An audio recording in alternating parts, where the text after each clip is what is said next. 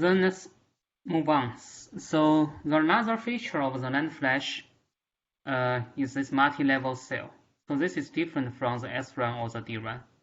And this is how we make the NAND flash integration density even higher, or make the cost per bit even lower.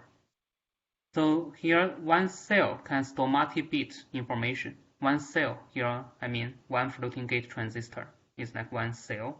This one floating gate transistor can store multi-level per cell. So this is how we achieve that.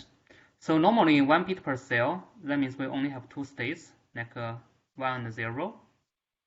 And then 2 bit per cell means we are going to have 4 states in one transistor, in one floating gate transistor. And we can encode those 4 states as 1, 1, 1, 0, 0, 1, 0, 0. So those correspond to 4 states. And here, how we achieve that is by tuning the threshold voltage. So here we have 2 states, 2 threshold voltage of the floating gate transistor. If we only have 2 threshold, so here we show a distribution because we consider some variations from one transistor to another transistor. But overall, we have 2 distribution. That means we have 2 states here. So those 2 threshold voltage correspond to the IDVG we showed earlier here. So we have those 2 threshold voltage. And if you consider some variations from one transistor to another, then you have a distribution around here, distribution around here. This is how you encode those 2 levels or 1 bit data. So here is this 2 distribution. If we want to store more information, we can add more levels in between in terms of the threshold voltage.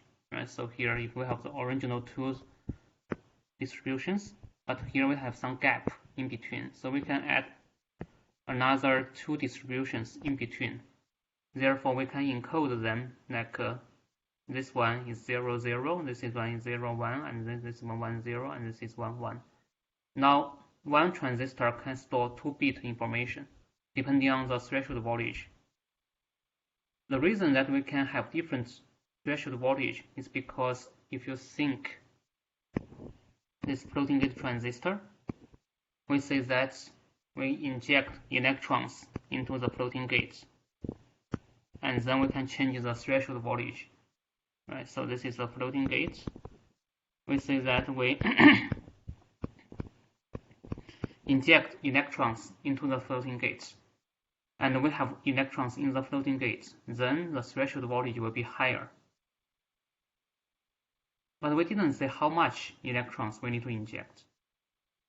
So by changing the programming condition, if you inject for longer time or with larger voltage, you are going to inject more electrons.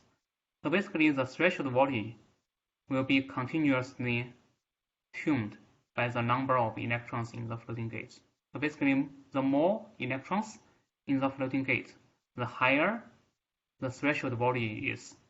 So by controlling how many electrons we inject to the floating gate, we can control how the threshold voltage shift will be. Therefore, we can control the number of electrons in the floating gate, and then we can have multi-level states. So any questions here?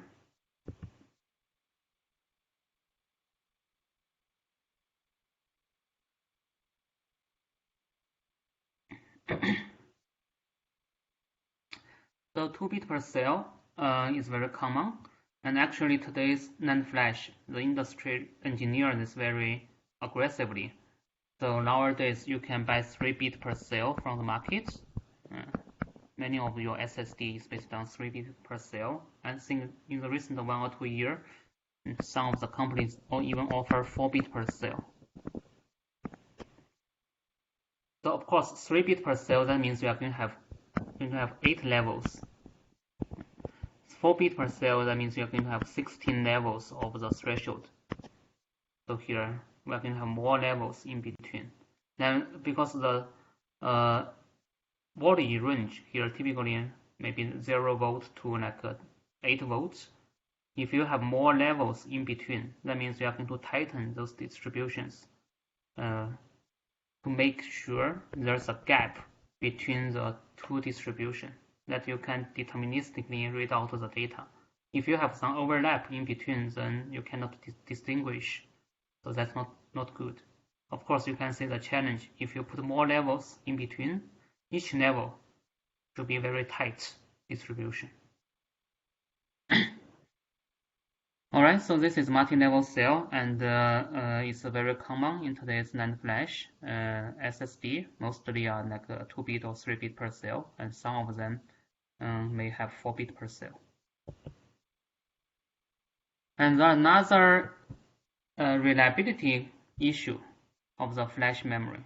So this is also unique. It's not in the DRAM or SRAM. So basically, the flash will suffer from reliability degradation over time. So there are two kinds of reliability issue. One is the cycling endurance. This means how many cycles you can program and erase the floating gate transistor. So basically, how many times you can write data 1, data 0. So this is the number of write cycles. So the reason here is that the threshold voltage distribution will shift over the program erase cycles, and this is due to the degradation of the toluene oxide. So if you write many times, this toluene oxide will get damaged. Therefore, then the threshold voltage cannot be tuned as you wish, and then the threshold voltage over time. So here we only show two levels. Like this is the level 0, level 1. Then in the first like hundreds of cycles, then it's pretty stable.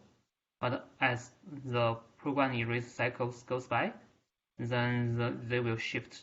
And here, especially the erase state, the threshold voltage will increase. If this approach the program state threshold voltage, then consider the variation, then you cannot distinguish this is 1 or 0. Then basically you cannot further write the data into this floating gate. So typically here you see like the floating gate like 100K 10 to the power 5 cycles is typical for this 1 bit per cell, and this is like the 1 bit per cell. The lifetime is typically like you can write this like 100,000 times. But today is like 3 bit per cell. The endurance industry spec is probably only 10K or even 3K cycles. That means you can only write the data like 3,000 times into this cell, and after that this cell is like dead. You cannot use that anymore. So this is finite cycling endurance, and the other reliability issue is the data retention. So this is different. Data retention, as you know, this is a non-volatile memory. So suppose you should keep the data for a long time, even after the power is turned off. But in reality, the threshold voltage, here we show those two states again, 1 and 0 states. Here, if you want to keep the data, that means you don't do the read or write, but you just simply hold the data there. But the threshold voltage will tend to drift over time, especially at high temperature, higher temperature. This is because the electrons you store in the floating gate. So if you think about the electron in the floating gate, you have those electrons in the floating gate. This is the oxide. This is the floating gate. So this is your channel. So the floating gate electrons may jump out at higher temperature because of the thermal energy. So ideally, you want the electron to store there for a long time, but due to the thermal vibration, the electrons may have some probability to jump out from this floating gate, so basically jump over the barrier of the oxide. So if you have that, then the threshold volume will change over time, and then that means after some time, then your data will be gone. So this is a retention problem, but this is typically very slow, and you may see this after like a few months or 1 year, then your data will gradually be gone. So those are those practical issues we need to concern for the flash. This is all related to the reliability. So how many times you can write the data, and how long the data can be maintained, especially at higher temperature. So those are the issues. So once the error happens here, so for example, the threshold voltage change too much, then once you have an error in the floating gate transistor, then you cannot use that. But there are circuit level or architecture level mitigation strategies. Typically, what we will do is to do the so-called ECC, error correction code. So the idea is that you have the real data you want to store in the memory, but you may have some error there. So you need to correct, you need to detect the error and correct the error. So what you can do is to add some redundant bits. So then according to the coding algorithm, then you can recover the error if you have error in the real data pattern. Then due to the redundant bits, then you can recover it.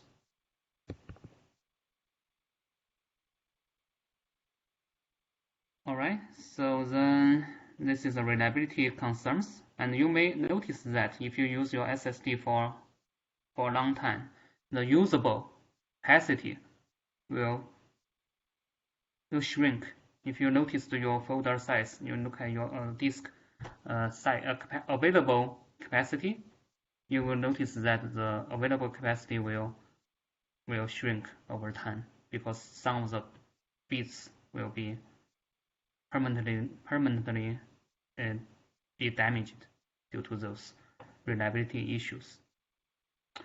Alright, then let's move on. So I just want to say the NAND flash scaling is very aggressive, actually faster than the DRAM and logic transistor scaling. So this is like the key feature size of the NAND flash over the years. You see the key feature size in terms of the nanometer is smaller than the logic transistor or the DRAM transistor. So flash is the smallest unit on the chip. People are making, but it hit the scaling limit around the 2013 or the 2014. Around that time, it's already below like 20 nanometer or 10 nanometer at that moment. So it's very hard to scale the 2D NAND, but we have to increase the density of the NAND and make the NAND to be cheaper to drive the market. Therefore, the industry switched from the 2D NAND to 3D NAND structure, and I will briefly talk about that. This happened about 6 or 7 years ago. And nowadays, if you go to the market and buy the SSD from different major vendors, all of them are selling the 3D NAND nowadays. 2D NAND is almost, disappear from the market because the 3D NAND has great advantage in terms of the cost per bit. So you can buy all those SSD from major vendors, and actually not many players in this field, only like Samsung and Intel Micron. And if you read the news last month, Intel is going to sell their SSD department to SK Hynix. So basically Intel will drop out from this market. And Western Digital, a few years ago acquired the SanDisk. SanDisk, SD card. SD card is after the name of SanDisk. And Western Digital used to do the hard drive, and then they acquire SanDisk. And Toshiba also bankrupt like 2 years ago. So then they have a new company called Kioxia. Kioxia, I think. Kioxia. It's a Japanese name.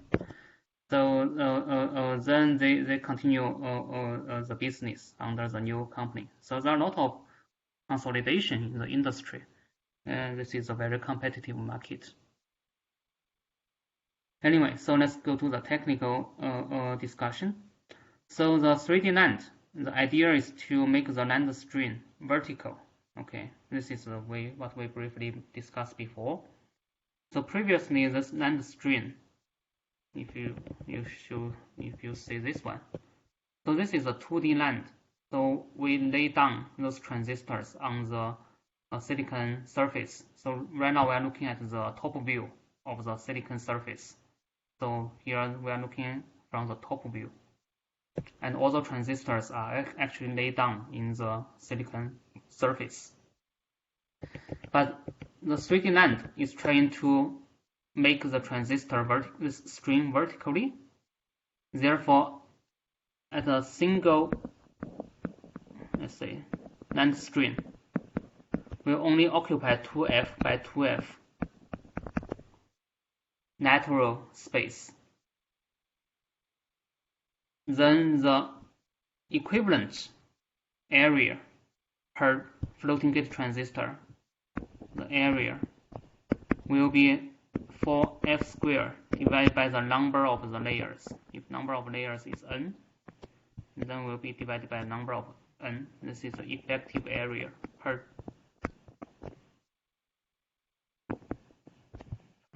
floating gate transistor, because you build those vertically. And this is like the 3D circuit schematic for the 3D NAND flash. And this is like a cartoon figure to show the actual physical structure to make this 3D NAND.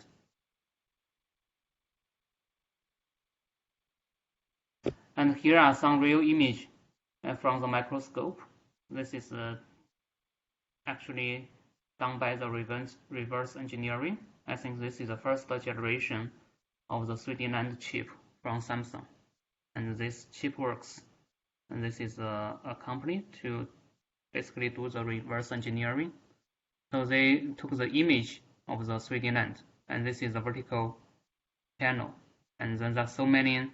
So here, this is one floating gate. It's very small. How to see that? And in the first generation, I believe there are 24 layers. 24 layers. This is the first generation 3D NAND flash by Samsung. And this was introduced in 2014, around that time. So this is very difficult to fabricate actually in the manufacturing. But somehow the industry managed to build those small transistors vertically. So here this pillar is the channel. So the channel is a silicon channel. And then actually those transistors, if you draw the circuit schematic, it's something like this. So we're showing actually the one string, or let's say we're taking one slice of this 3D array. So we're looking from this angle. If you look at this macroscopic image, you are looking at one slice of the 3D NAND. So this is the first generation, and then Samsung reported the performance of this one in the conference ISSCC 2014. And here are some specs of this chip. I will skip the details. But basically here you see those are the memory array region. So NAND flash, the area efficiency is very high. So all of those area is occupied by the 3D NAND cells. And then we have some peripheral circuits, like a decoder, sense amplifier, and so on. So those are at the edge of the chip. And this is the first generation. And nowadays, I think the NAND Flash, 3D NAND Flash has gone through like 6 or 7 generations. And the first generation, as we discussed, the number of vertical layers is like 24. So here it says 24 layers, 24 stacked layers. This is the first generation. And how many layers as of today? So today, most of the industry is working on 128 layers. So you can buy this from the market, and some of them are doing 144 or 170, 172 layers. So this is the state of the art of this 3D NAND technology, and many layers. Therefore, you can keep the cost lower and lower. Any questions?